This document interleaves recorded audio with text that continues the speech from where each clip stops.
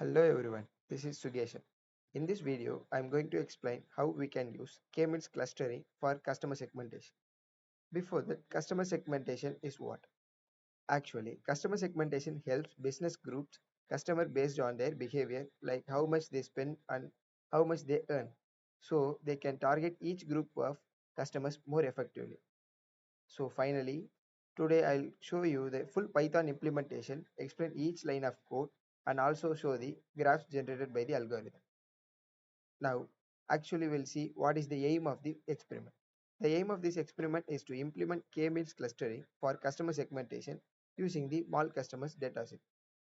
Before all those steps, what are the requirements for this experiment? A PC with network connection, Anaconda or Jupyter Notebook, Python 3.7, required libraries like NumPy, Pandas, Matplotlib, and then directly we'll jump into the algorithm. What's the algorithm of the experiment says?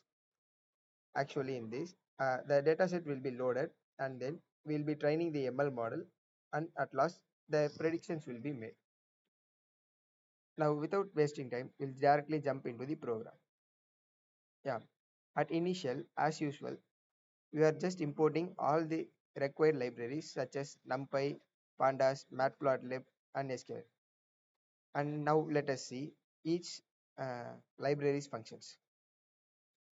NumPy is imported for numerical operations, Pandas for handling datasets.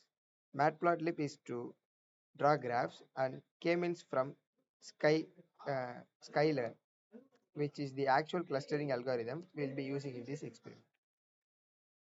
And then now data equal to pd dot read csv of mall customers dot csv. Actually, what does this line means? In this line, the dataset will be uploaded to the ML model, and for uploading this dataset, we will be using that pandas library. And here, print data.head. What does this head mean? This head will actually print some lines.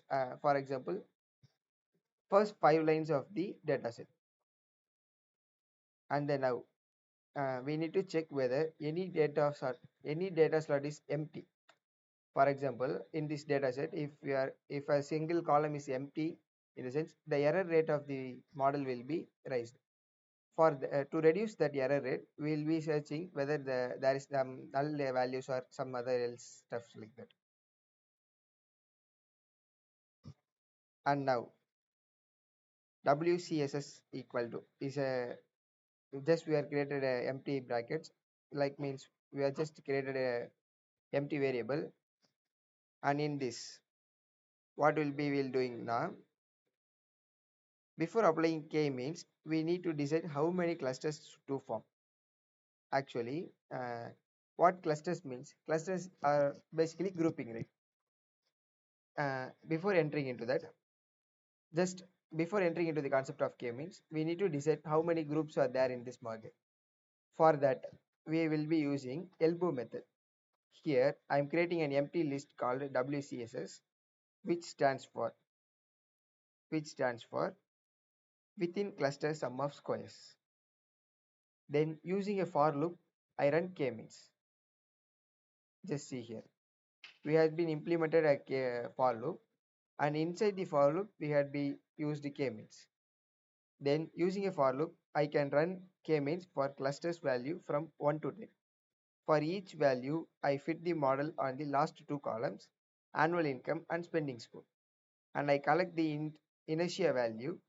Lower inertia means points are closer to their cluster centers.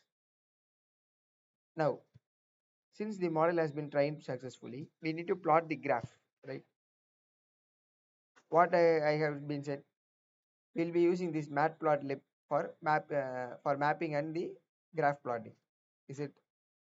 So now, for plotting the elbow graph between the numbers of clusters and the x-axis and the WCSS values of the y-axis, the graphs look like this. Just imagine. Yeah, this is the graph of the elbow method. Fine. Ah. Now, after that, again we will be getting back to the code. What's happened? We had plotted the elbow curve successfully, and then these steps are this is a x label, which means The name, here we are saying it, number of clusters. This is what X label, and WCS, this is what actually Y label is. And then now the next step is the main thing. That's what actually means. Here I am creating a k-means model with five clusters. Understood? I apply it on the annual income and spending scores columns. The fit underscore predict of is the function both trains the model and gives us the predicted cluster for each customer. These predictions are stored in ypred. These predictions will be stored in this variable. And then now at last we will be adding the labels to the datasets. I am just adding the cluster values as new column in the dataset so we can easily separate and visualize them. Now here, separation of clusters will be takes place. Here I am filtering all the clusters who belongs to cluster 0, cluster 1 and so on. Just imagine df0 this just it's just simply indicating the cluster 0 and this is for cluster 1, this is for cluster 2, cluster 3 and all the stuff. And now the visualization happens in this plot. As I said earlier, PLT, that's what matplotlib, that's the library is used for plotting these graphs. And with this help of those libraries, we will be just visualizing the output. Finally, I am plotting all the clusters. Each cluster is shown in the different color. The x-axis represents the annual income and the y-axis represents the spending scope. From this visualization, we can clearly see 5 different customer groups, isn't it? Check whether there is for a violet color single group, blue color is one group, green color is one group, yellow is one group, and red is one group. Then totally there are 1, 2, 3, 4, 5 groups. So from this visualization, we can clearly say that there are totally 5 clusters. One cluster may represent high income, other may represent high spending customers. All those inbuilt traits will be changed, right? Sorry. Maybe for example, this cluster 2 will be having more number of customers.